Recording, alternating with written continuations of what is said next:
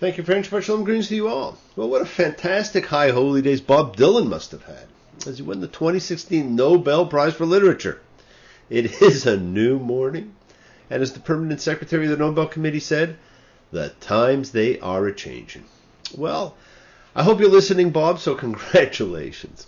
And as Peter and Yofi pointed out during our Rosh Hashanah service, like a couple of weeks ago, I guess, when we talked about the 10 days being an opportunity for us to open our hearts, learning to forgive, to love, to be better, and to return to the path we were meant to traverse, there was that strange statement in Genesis 6. First about the angels, and then about God stating that man is evil in his heart. Well, that's going to come up again later today. And that sounded almost like man must fit into the basket of deplorables and are irredeemable. Where have we heard that recently? Can we then truly be good? Can we forgive? Can we be forgiven? Well, yes, we can. Well, the 10 days of awe are over. I hope you all had an easy fast and are settling down to enjoy 5777. I believe it will be a great year for everyone. You went through a process designed to take you to holy ground. Now, for those of you who observed the Kapparot, you came as close as can be to observing and participating in the temple sacrifice of Yom Kippur, the day of lot casting. Now, the Torah reading of the day recalled the events that have been played out for thousands of years. The sins of the people were transferred to a goat chosen by Lot. And expiation, that is atonement, was attained for the community by the high priest. Remember, friends, this was the one day of the year that he, the Kohen Gadol, the high priest, could enter the Holy of Holies, but only with a rope around his waist, so that if he collapsed or died, he could be pulled out. Now, the Kapparot ritual attempts to recreate the expiation exercise, and it contains one of the great poetic prayers. And what a prayer it is. Children of man who sit in darkness and the shadow of death, bound in misery, if there be for a man even one interceding angel out of 1,000 accusers to speak of his uprightness, God will be gracious to him and say, redeem him from going down to the grave. I have found expiation for him. Well, friends, it only takes one voice to stand for you, even when you're down and out. Nobody loves you when you're down and out. Nobody sees you when you're on cloud nine. Everybody's hustling for a buck and a dime. I'll scratch your back, you scratch mine. Nobody loves you when you're old and gray. Nobody needs you when you're upside down. Everybody's hollering about their own birthday. Everybody loves you when you're 6 foot in the ground. The great John Lennon. Yes, everybody does love you when you are 6 foot in the ground. But the prayer is true, my friends. It only takes one to save a soul. And you too can be that one for someone else. And then after that, you then followed the path of the conversos, annulling vows made last year and those yet to come, vows that perhaps were made in haste as you stood before the judge of all and asked for forgiveness for your intentions against God, against self, and against your brethren.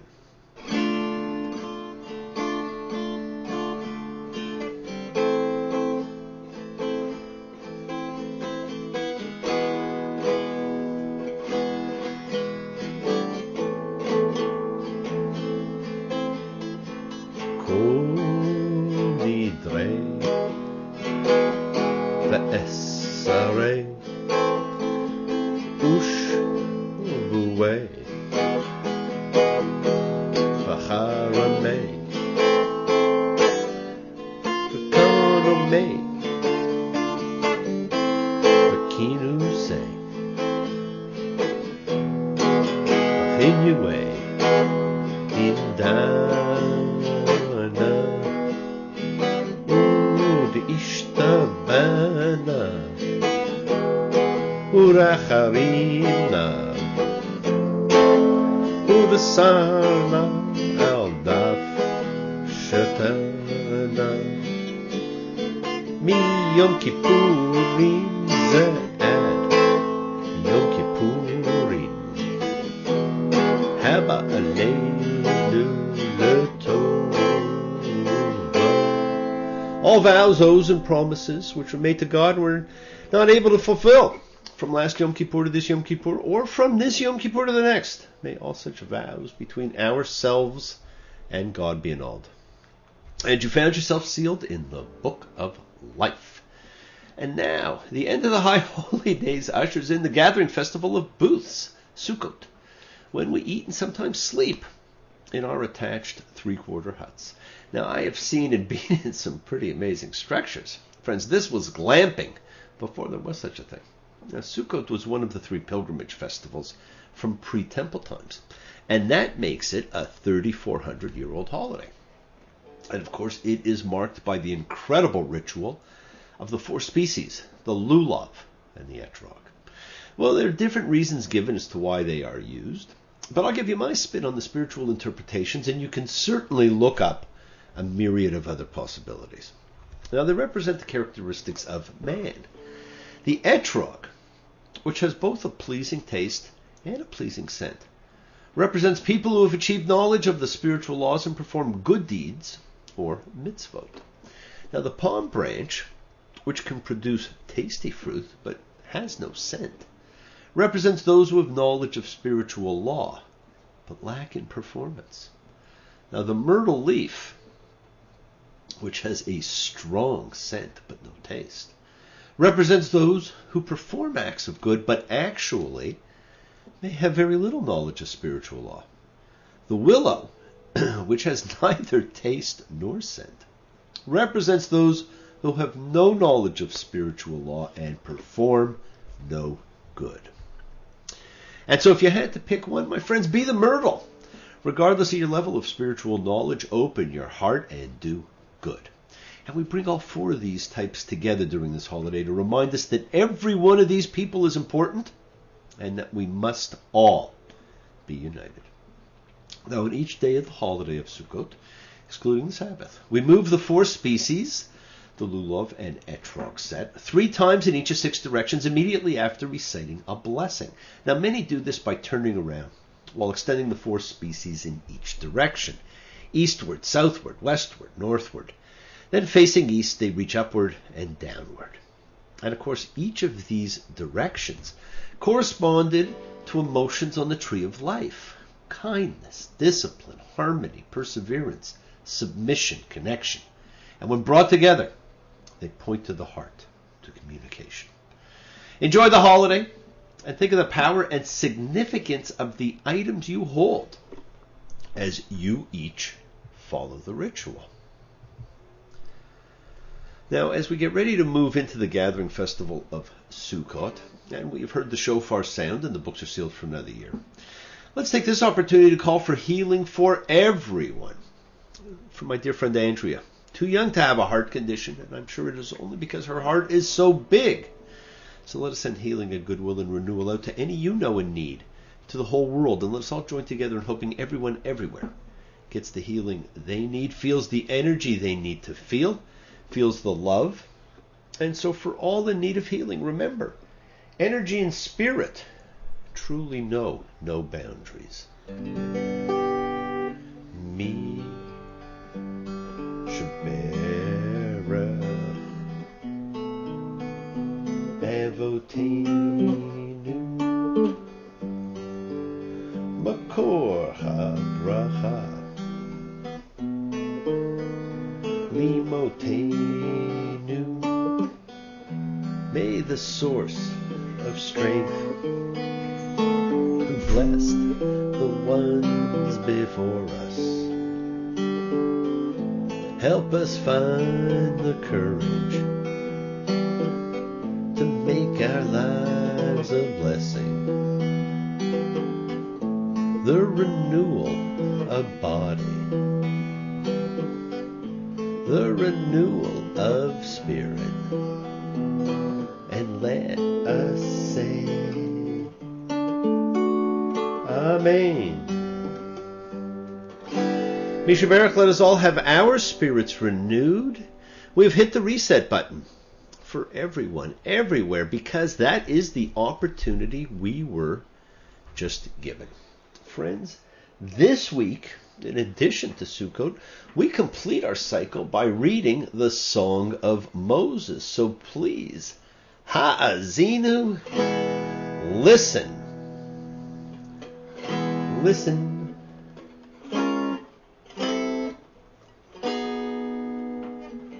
Do you want to know a secret? Well, we all love secrets, but the Song of Moses is not one of them. This is an unbelievably powerful one-chapter reading. It feels and sounds more like the opening of an ancient epic poem than a Torah parsha. But as I said, it is the Song of Moses. He was one of a kind, and what a song this is. This should have been the first words in the Torah, not the last. It is a conclusion that provides predictions and explanations and tells you what takes place. What an amazing way to begin this book. And I wonder if it ever were the beginning, and then the rest is simply told in flashback. Deuteronomy 32:1. Give ear, O heavens, that I may speak, and let the earth hear my mouth's utterances. Let my teaching drop like rain, my words flow like dew. The rain has followed me through the mist of sorrow that surrounded me. The sun could never thaw away the bliss that lays around me. Let it rain, let it rain, let your love rain down on me. Let it rain, let it rain, let your love rain down on me. Well, the answer is there. Let love rain down. And there are those two witnesses again. Remember, the law calls for two witnesses, not one, to ensure fairness, and what great witnesses Moses continues to call on: the heavens and the earth. And what are we told about what happens? Well, Deuteronomy 32:4. A steadfast God without wrong, true and right is he. Did he act ruinously? No. His son's the fault. A perverse and twisted brood. There we have our replay of Genesis 6. Moses tells us it is our bad hearts, our evil in our souls, turned on God and turned God from us. Well, my friends, the Torah began in controversy with a question about the plurality of the word gods. And it ends with the same controversy. Another bookend, my friends. In the older world picture, registered in a variety of biblical texts, many Psalms, and in the Dead Sea Scrolls, God is surrounded by a celestial entourage of divine beings or lesser deities. As it says in this parsha, to the number of the children of the gods, or children of God, B'nai Elohim. But the Masoretic text, the one we follow here, reads, Lemispar B'nai Yisrael, by the number of the sons of Israel. Well, the phrase children, or sons of the gods, normally means the gods, plural. Scholars have conjectured that this was the original reading of this verse, and that later scribes or editors were distressed by this meaning, so they changed children of the gods to children of Israel. If this is the case, then the original meaning was that God allotted a nation to each of the gods, and he took Israel as his own people. In which case the author of this song believed that there were in fact other gods, but that Yahweh, Adonai, was supreme. And this suggests that at the time the people practiced henotheism, a step between polytheism and monotheism, and that might follow the timeline of history a little bit closer.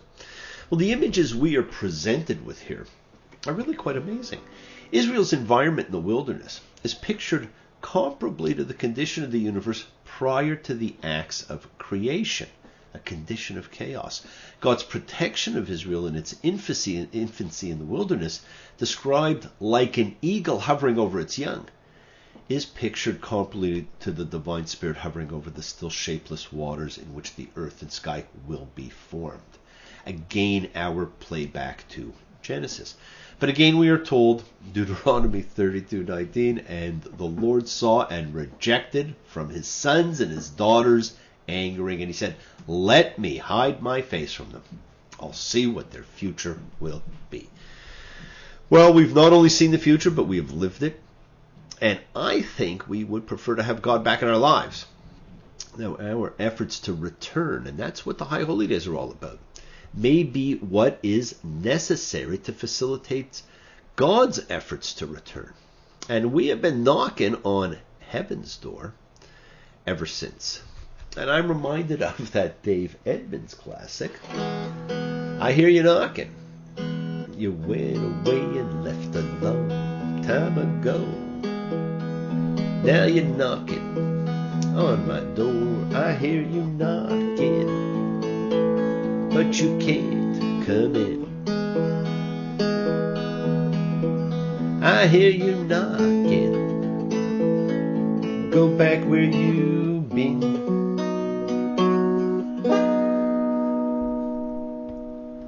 Well, there are two sides to the hiding of the face of God. It is a very fearful period of estrangement. It has been called throughout history the divine eclipse, Deus absconditus, and the death of God. But after living through it, humans are forced to grow up, to become more responsible for their own world. The words of the Song of Moses declare that God is not simply hiding his face to bring his relationship with humans to an end. There are two parts to the statement. I'll hide my face from them. I'll see what their future will be. God gave humans responsibility for their world. And the only way that they can be forced to take that responsibility is if God is unavailable. At whatever price and with whatever successes, humans must grow up. And God will see what their destiny will be. Well, the Torah does not end with the natural conclusions of the story. See, the promised land it's not been reached. It's in sight. Everything lies in the future, finding a home, fulfillment of the promises, bringing blessings to all the families of the earth. These are all future events. The divine words resound. All see what their future will be. The Torah ends leaving us looking forward to what we can do and what we can be. Yes, my friends, the Torah ends here with the future, with the story still to be told. It is a message to the reader that this is not meant to be just a story of the past. Well, the world is sacred, so is everything in it. Express your gratitude, light a candle, make a wish, celebrate your life and the lives of those you love. Share your feelings with them. Live free, be free, honor your freedom. Be well, be happy, be blessed. Share and honor the light and all who live in the light and continue to shine. Continue to send everybody you know goodwill and love. Pray for peace and freedom for everyone. An end to terror and hatred. Remember, friends, we are a community. We learn together, we celebrate each other, we love each other. We share this ride together, men and women equally. Let us send out love, not fear. Send out peace, harmony, good healing to all who need it. And please do, learn to forgive, learn to love. Open your hearts and honor the relationships of your life. Tell those you love that you love them. Take advantage of the time you have. Enjoy the journey. We take twists and turns in the patterns that weave through the fabric of our lives in our effort to grow, to learn, to be, to love. So please do love. Send healing, goodwill, and love to all who need it. Share your holiness. Now bless you all. Have a fantastic week, a week of love and light, a week of peace and healing. Honor the people in your life. Honor the journey you are on. Honor yourselves. Friends, keep your eyes open to what you may not be seeing. Keep your ears open and listen to the world around you. And remember, this is an organic book. The lessons, the laws, the ethics, the ritual changes with the times. It is how it stays current, relevant, new, meaningful, and how it continues to provide us with insights and with answers. Now, enjoy the feast of the booths and think of how many things may change when God does show his face again, because he will. Now I know the secret. There is nothing that I lack. When I give my heart to you, I'll surely give it back. Let it rain, let it rain, let your love rain down.